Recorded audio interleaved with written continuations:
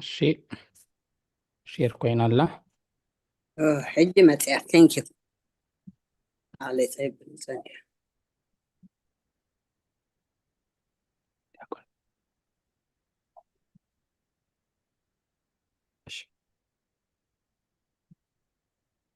رأي مزمور داويت معرف 30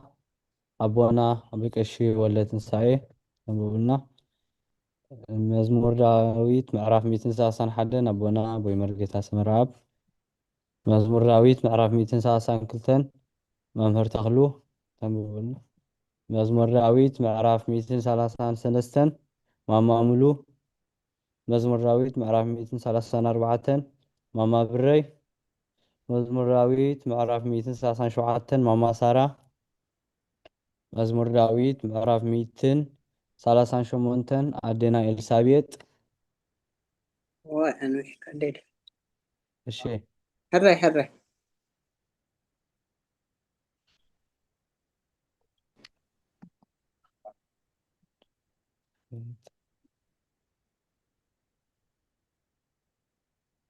مزمور داويت معرف 241 دياقون سامويل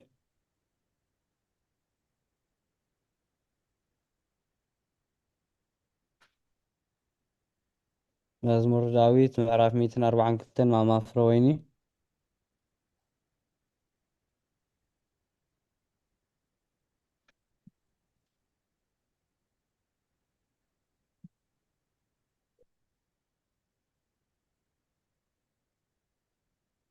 مزمور داويت معرف 246 أبونا أبوي مرقتا سمراب مزمور داويت معرف 247 ممهر تخلو مزمور داويت معرف 248 ماما ملو عيل قتلنا شيء مزمور 248 هللويا እግዚአብሔር ካብ ሰማያት አመስግንዎ ኣብ ኣርያም አመስግንዎ ኩልኩም መላእክቱ አመስግንዎ ብዘለኹም ሰራዊት አመስግንዎ ኣትን ፀሓይን ወርሕን አመስግንዎ ኣቱም ብሩሓት ከዋኽብቲ አመስግንዎ ኣቱም ናይ ሰማይ ሰማያት ኣብ ልዕሊ ሰማያት ዘለኹም ማያትን አመስግንዎ ንሱ ኣዚዙ ተፈጢሮም እዮም እሞ ንስም እግዚኣብሔር የመስግንዎ ንዘለኣለም ዓለም ኣቆሞም ዘይሓልፍ ሕጊ ከዓ ሃቦም ንእግዚኣብሔር ካብ ምድሪ አመስግንዎ ኣቱም ገበላት ባሕርን ማዕሙቕን ኩልኹም ኣቱም ሓውን በረድን ናሳሒታን ግመን ቃሉ ጥበቡላን ኣቱም ኣኽራንን ኮራቢትን ኩልኹም ፈረይቲ እዋምን ጽሕድታት ኩልኹም ኣራዊትን ኩላትኩም እንስሳን ለመም እትብሉን ነፈርቲ ኣዕዋፍን ነገስታት ምድርን ኩላትኩም ኣህዛብን መሳፍንትን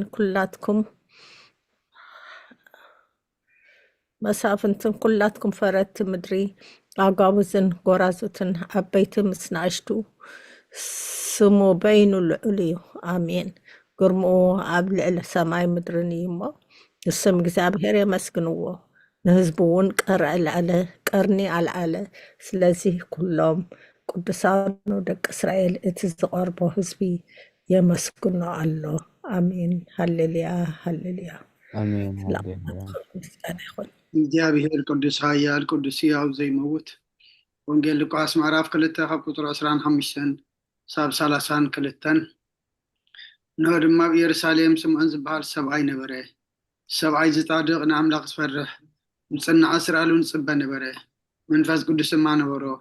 ነቲ መሲሕ እግዚአብሔር ከይረኣዮ ሞት ከም ዘይርኢ ድማ ብመንፈስ ቅዱስ ተገሊጹሉ ነበረ ብመንፈስ ከዓ ናብ ቤተ መቅደስ መጸ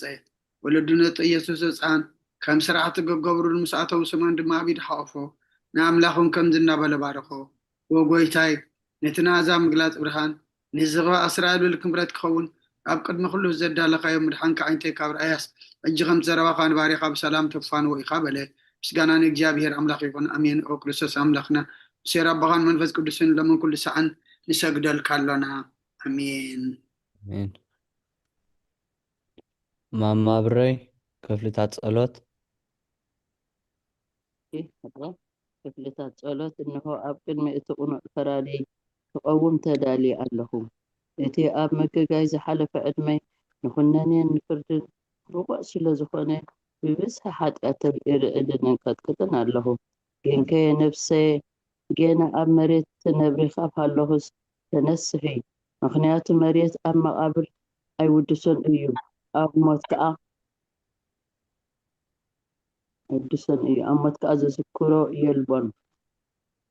ምክንያት መሬት ኣብ መቃብር ዝውድሶ የለን እሞ ኣብ ሞት ከዓ ዝዝክሮ የልቦን፣ ኣብ ገሃነም ዘመስግኖ የልቦን እሞ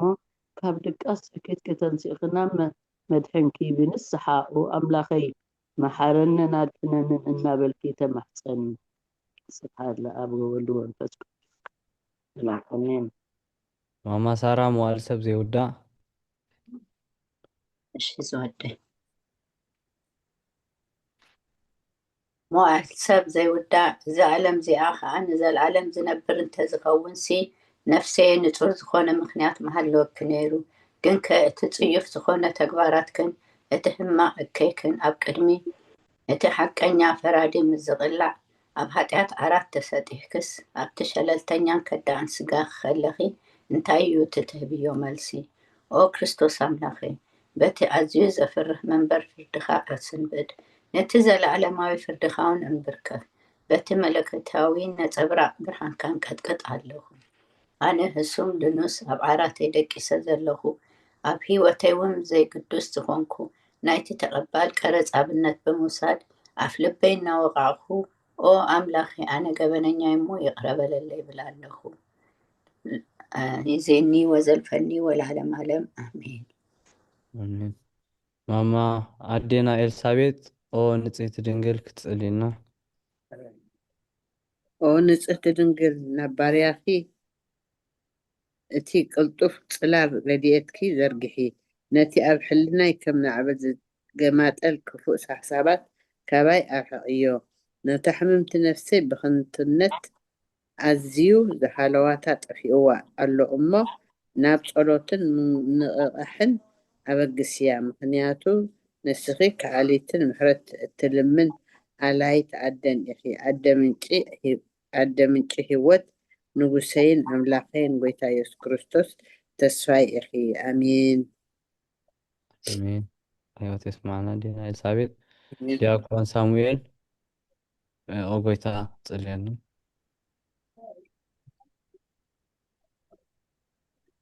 ኦ ጎይታ በዛ ለይቲ እዚኣ ንዓሞ ብዘይ ሓጢኣት ክንሓድር ሓልወና። ኦ ኣምላኽ ኣቦታትና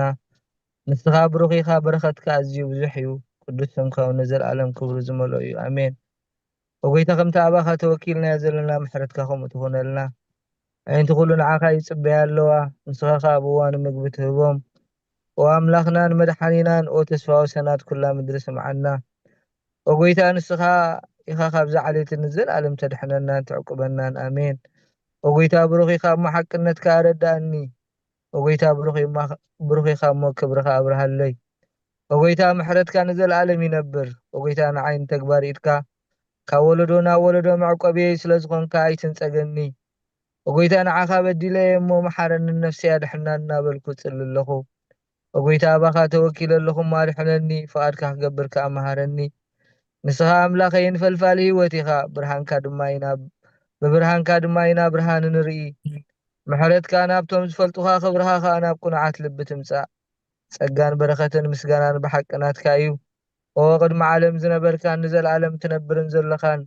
ኣቦን ወድን መንፈስ ቅዱስን ንዓኻ ንሰግድ፣ ውዳሴን ግርማን ይግባእ ሎምን ኩሉ ሰዓት ንዘለዓለም ዓለም ኣሜን። ኦ ልዑል ጎይታ ባእኻ ምእማንን ንስምካ ምዝማርን ሰናይ እሞ ምሕረትካ ኣብ ተጽባ ሓቅነትካ ድማ ለይቲ ለይቲ እዘንቱ። ቃለ ሕይወት የስማዓና። ማማ ፍረ ወይኒ ቅዱስ እግዚአብሔር ክትጸልይና።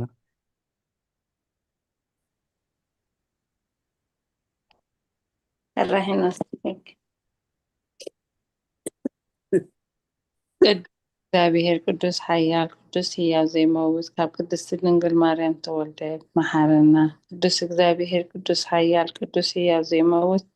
ኣብ ዮርዳኖስ ዝተጠመቐ ኣብ ልዕሊ ዕፀ መስቀል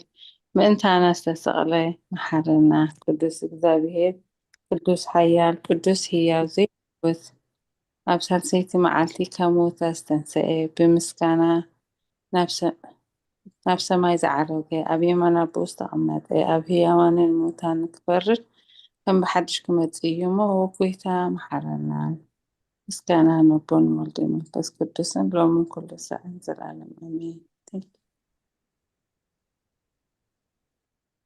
ኦ ስሉስ ቅዱስ መሐረና፣ ኦ ስሉስ ቅዱስ መሐረና፣ ኦ ስሉስ ቅዱስ መሐረና። ኦ ጎይታ ኃጢአትና ሓደገልና፣ ኦ ጎይታ በደልና ይጸብጽበልና፣ ኦ ጎይታ አበሳና ይቅረበለልና፣ ኦ ጎይታ ንሕማት ካብ ፀሓዮም ኦ ጎይታ ንሕማት ካብ ፀሓዮም መፈውሶም፣ ኦ ጎይታ ነቶም ዝመቱ ኣቦታትና ነዴታትና ንኣሕዋትና ንሓትና ከዓ ነብሶም ዓረፈ ካብ ሓጢአት ንጹህ ዝኾንካ ጎይታ መሐረና፣ ካብ ሓጢአት ዝኾንካ ጎይታ ርዳእና፣ ድማና ናኻ ተቐበለልና። ክብርን ምስጋናን ብፍጹም ማዕርግን ቅድስናን ንዓኻ ይግባእ እሜን። ኦ ጎይታ መሐረና፣ ኦ ጎይታ መሐረና፣ ኦ ጎይታ ባርኸና፣ ኦ ጎይታ ብቑዓት ግበረና። ብምስጋና ከምዚ ኢልና ክንጽልብ ሰማያት ትነብር ኣቦና፣ ስምካ ይቀደስ፣ መንግስትካ ትምጻእ፣ ፍቃድካ ከምቲ ኣብ ሰማይ ከምኡ ድማ ምድሪ ይኹን። ናይ ዕለት መግብና ለማሃበና፣ ንሕና ንዝበደሉና በደሎም ከም ዝሓደግናሎም በደልና ንዕበሳና እንደገልና፣ ካብ ክፉእ ኣድሕነና እምበር ኣብ ፈተና ኣይተእትወና። መንግስትን ሓይልን ክብርን ንዘለዓለም ናትካ ኢማ ኣሜን። ኦ ዝትየ ማርያም ብናይ ቅዱስ ገብርኤል መልኣክ ሰላምታ ሰላም ለክልኹ ሕሊናኸ ደንገል ኢኸ ብስጋኸውን ደንገል ኢኺ ኣደ እግዚኣብሔር ፀባዖት ጎይታ ሰራዊት ሰላም ለክልኹ ንስኺ ካብ ኣንስቲ ብርኽቲ ኢኺ ፍረ ከርስኹም ብርኺ እዩ። ኦ ምልተ ጸጋ እግዚኣብሔር ምሳኺ እዩ። ኦ ፍስቲ ደስ በልኪ ሓጢአትና ክሰረየልና ነፍቲ ወድኺ ኢየሱስ ክርስቶስ ምእንታና ምሕረት ለምንልና አሜን። ኣቦና ኣቦይ መርጌታ ስምራብ ኦ ቅድስት ምልዕተ ጸጋ ክትጸልዩና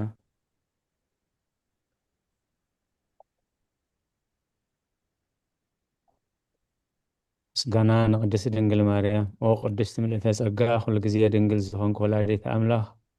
ኣደ ክርስቶስ ሰላም ንብለኪ ምእንቲ ሓጢአትና ክሓድገልና ናብ ፍቁር ወድኺ ጸሎትና ዓድግልና ንሓቀኛ ብርሃን ኢየሱስ ክርስቶስ ኣምላኽና ዝወለድክልና ቅድስቲ ድንግል ሰላም ንብለኪ ንሓጢአት ነብስና ሓዲጉ ክምሕረና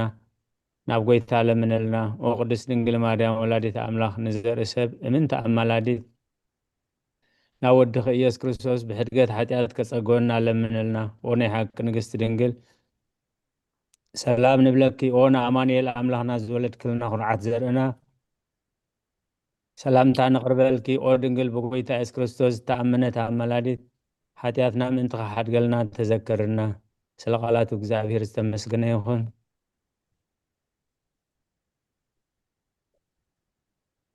ማማሙሉ መእተዊ ጸሎት ሃይማኖት ክትጽልዩልና እሺ። መእተዊ ጸሎተ ሃይማኖት። ኦ ኣደ ሓቀኛ ብርሃን ነኽብረኪ ኦ ቅድስት ድንግል ወላዲተ ኣምላኽ መድሕን ዓለም ስለ ዘወለድክልና መጺኡ ከዓ ንነብስና ስለ ዘድሓነናን ነመስግነኪ ኦ ጎይታናን ንጉስናን መድሓኒናን ኢየሱስ ክርስቶስ ክብሪ ንዓኻ ይኹን። ንስኻ ንሃዋርያት መጎሶም ንሰማዕታት ተኽሊሎም ንጸድቃን እልልትኦም ቤተ ክርስቲያን ጽንዓት ንሓጥኣን ሕድገት ብሓይሊ መለኮቱ ስሉስ ቅዱስ ነበስር ንሰግደሉ ነኽብሮ። ኦ ጎይታ መሓረና፣ ኦ ጎይታ መሓረና፣ ኦ ጎይታ ባርኸና ኣሜን።